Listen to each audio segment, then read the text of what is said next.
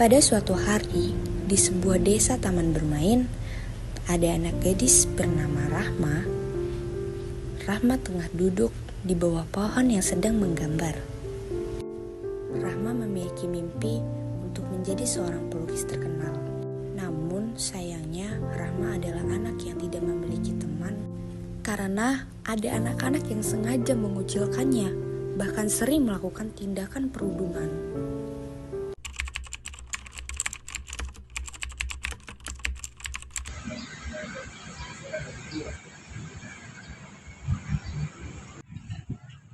Kita foto dulu yuk.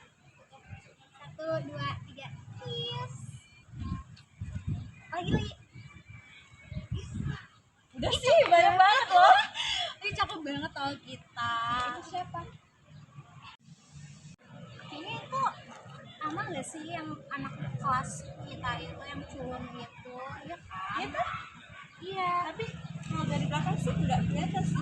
Kalau kita mungkin aja gimana? Kayaknya dia deh. Ayo kita kesana. Bilik si ama-ama itu. Iya. Kita gambar apa sih? Ih, jelek banget. Jangan bro. Anak kulit banget sih. Heran deh. Ih, apaan sih gambar kayak gini jelek. Lu mau jadi apa sih? Ih, gambar gitu doang kulit banget. Ini gambar apaan itu? Gambar aku. Emang Nggak bagus? peduli. Udah jadi pelukis, tak? Gitu. Kan punya aku. Ih, ini punya ibu. Lo gak bakalan bisa jadi pelukis asal lo tau ya. Pelukis gitu harus yang tinggi, harus punya duit. Iya, deh. Iu banget gak sih sosokan mau jadi pelukis di Tinggal lihat ya. Siap.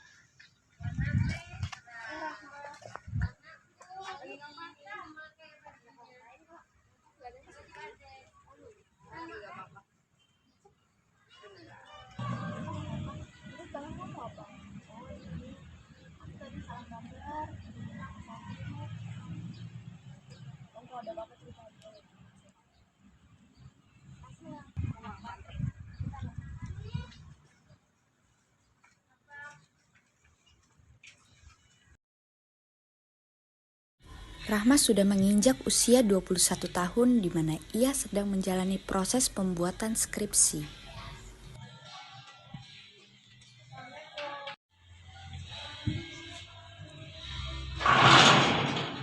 Dari mana aja kamu? Udah sore baru pulang. Dan kali jadi kepikiran terus. Udah senang bersih. Masuk.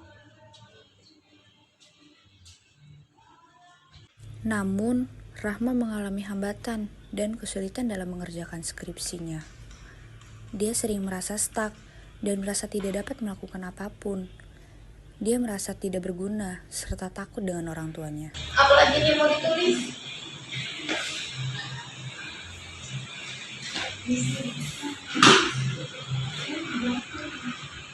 Kok kayak gini? Paling lama lulusnya. Kalau ayah tahu, nanti dia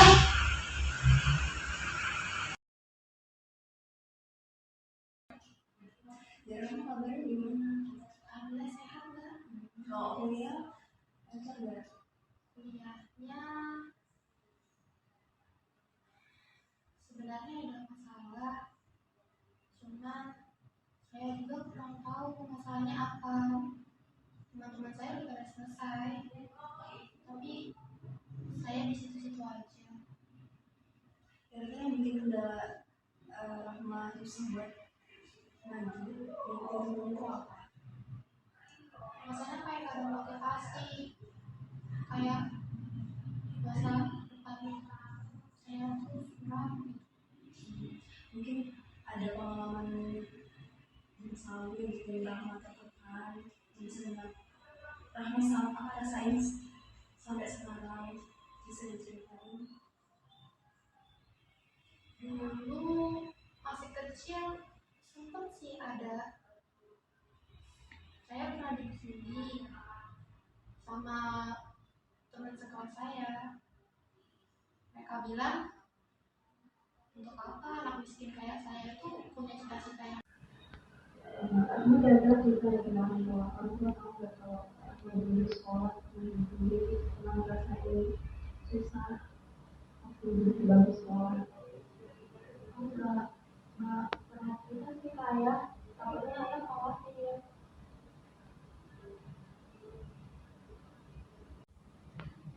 Oke, coba sekarang mama dulu bermain bisa menjauh mata mengeluarkan nafas dalam hidung keluarin dari mulut secara perlahan. Dileksi lagi badannya. Ini kita bisa buka matanya.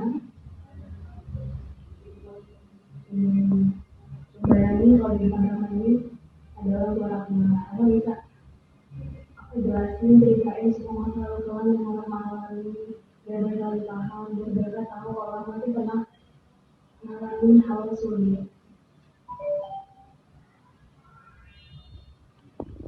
Ya, sebenarnya aku mau cerita dulu teman kakaknya itu ada yang bully, ada yang ngomongnya karena Rahma miskin, kamu tuh gak pantas punya cita-cita yang tinggi. Jujur, Rahma merasa minder, karena aku kalau yang mereka omongin itu yang benar. Oke, sekarang aku mulai ingat sekarang mulai tenang, cerita semuanya tadi ke ayahnya Rahma. Coba sekarang Rahma boleh duduk di sini.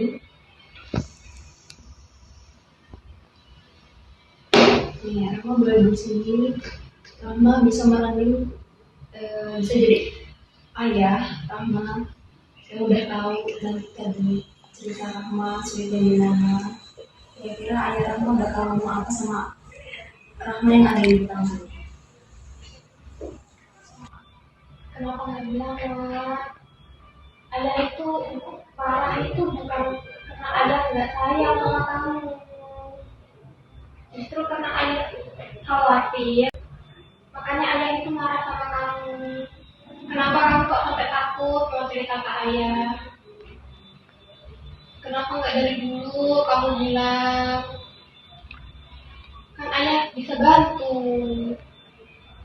Jangan dipendam sendiri. Saya rasa itu sih yang bakal dikatain ayah. Jadi kamu udah tahu makanya bakal sekiranya ayah kamu bilang kalau ada Rahma di sini. Sekarang kamu bisa duduk kembali di sini.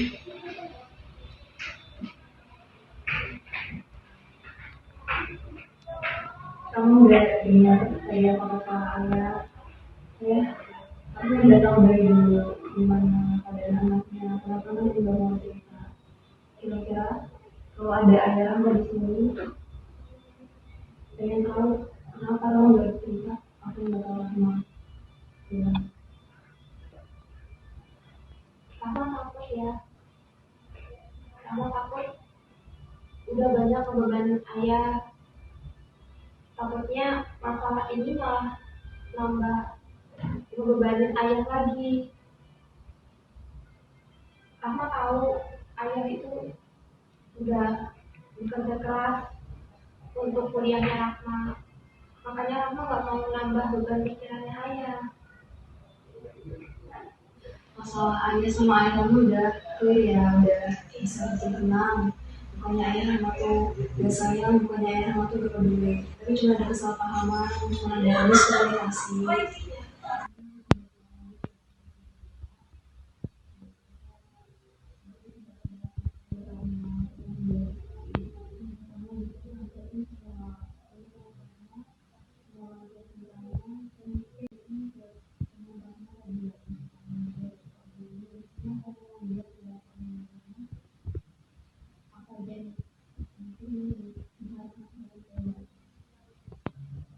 Aku itu nggak seperti yang kalian tuduh. Aku punya kok tahu kalau punya cita-cita itu nggak cuma untuk orang yang kaya. Aku juga punya hak, walaupun mungkin aku dari latar belakang orang yang nggak mampu, tapi aku juga punya kok kemampuan yang bisa bersaing sama mereka di luar sana. Kalian salah, kalian nggak berhak menjadi saya kayak gitu. Sebenarnya kenapa sih kalian tuh ngebully aku? Aku ngerasa aku gak pernah buat salah loh sama kalian. Tapi kenapa kalian selalu bikin aku? Kenapa kalian mencaci maki cita-citaku? Aku udah nyampein semua orang punya keluarga dan ramah buat mereka. Ini sudah bisa tenang kan dari omong tadi. Dan sekiranya memang mungkin bisa duduk di sini.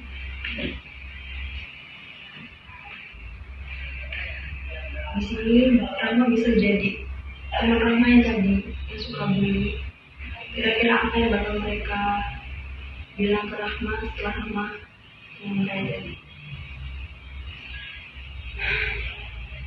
Kalau aku boleh jujur, sebenarnya kamu memang gak sama apa-apa.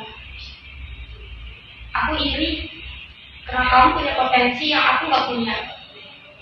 Aku juga iri kamu sangat ingin mencapai cita-citamu, dan aku gak punya itu. Rasanya aku pengen aja lihat kamu tuh sama-sama jatuh kayak aku. Kenapa mereka tuh gue? Iya, mereka sebenarnya tuh iri sama aku. Mereka tuh gak punya bakat kayak aku. Mereka cuma merasa mereka gak hebat, gak sehebat aku. Jadi Rama bisa dari terus ini, Rama bisa jadi diri sendiri mulai sekarang. Gak usah peduli omongan orang lain. Jangan sampai Rama balik lagi ingat-ingat pengalaman lalu. Jadi itu yang bisa apa yang membuat Rama menghambat Rama untuk maju untuk menyelesaikan kuliah Rama sampai sekarang. Akhirnya, setelah mendapatkan intervensi terapi bangku kosong, Rahma merasa lebih baik. Ia sudah mampu menerima keadaannya saat ini. Ia sudah mengungkapkan semua perasaan yang selama ini mengganggu hingga menjadi hambatannya. Rahma juga sudah semakin yakin serta menemukan potensi dan passion dalam dirinya. Nah, untuk teman-teman, ketahuilah bahwa tindakan perundungan sekecil apapun yang kita lakukan, seperti sebuah ucapan berupa ejekan, makian, candaan yang berlebihan bisa menjadi penghambat proses orang lain. So, stop bullying for mental health. Closing statement dari kami, bangun jiwa yang kuat, mental yang sehat untuk generasi yang hebat.